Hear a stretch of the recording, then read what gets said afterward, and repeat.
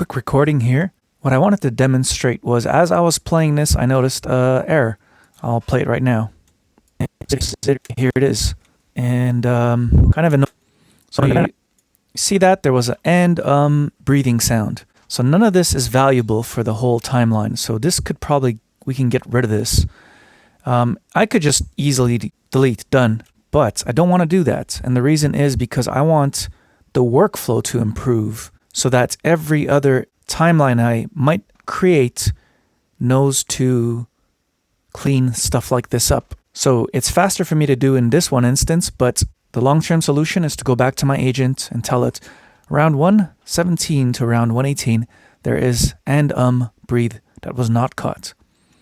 And see, it's building a fix in the timeline, or sorry, in the workflow. I guess one thing I do want to expand on with this is, why are we making a workflow which is naturally programmatic and not just updating the instructions for the agents? So instead of me typing this here, we could put this as a generalized example in the actual instructions in like Claude MD or Agents MD, whatever. Why aren't we doing that?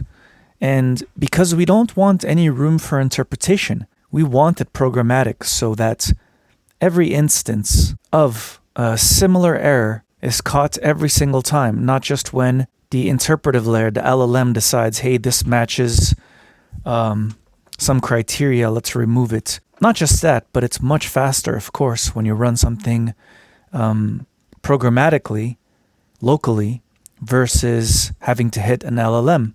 Much more efficient, much more consistent results. So that's the benefit. And see, so now what it's done is it's found 5 other instances of the same issue, and it's going through all of them and seeing if the new programmatic workflow it just implemented for that one instance would work for all of them. And it went through all of them and redid the whisper, redid the audio analysis, and it realized it wouldn't work for all of them. So it's going back to the drawing board, or not really back to the drawing board, but it's improving the programmatic workflow so that they all pass the final test of review that it's also doing. Pretty much every time I'm doing a workflow now, it's very similar to test-driven development. Again, it's self-learning, so any feedback I might have, it integrates it. If it even agrees with it, it might like call me out on something I misunderstood, but also it learns on its own, so it catches its own mistakes.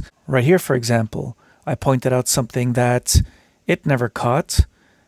It created a detection mechanism for that as part of the workflow, and then it caught 8 more. So that was like an example of my feedback causing learning and improvement within the workflow. But if we go back, we can see where it does some self-learning. I just have to find it right here. Hold on, that transcribes blah, blah, blah. That's a serious possibility and I have to rule it out. The primer may be making whisper hallucinate filters. So stop, that's a serious finding. Look at that control, pure silence. So it detected hallucinations from whisper all on its own from the existing workflow review process step. And as a result, it did a feedback loop on its own process, saved this as part of the workflow, and then fixed the workflow and then redid the entire editing with these fixes, because the original had the hallucination issues and probably cut some stuff out that shouldn't have been cut. And so that this is why this is better. It's an investment. And beyond that, the lessons it learns here can generalize into really powerful lessons for other things, video related or whatnot.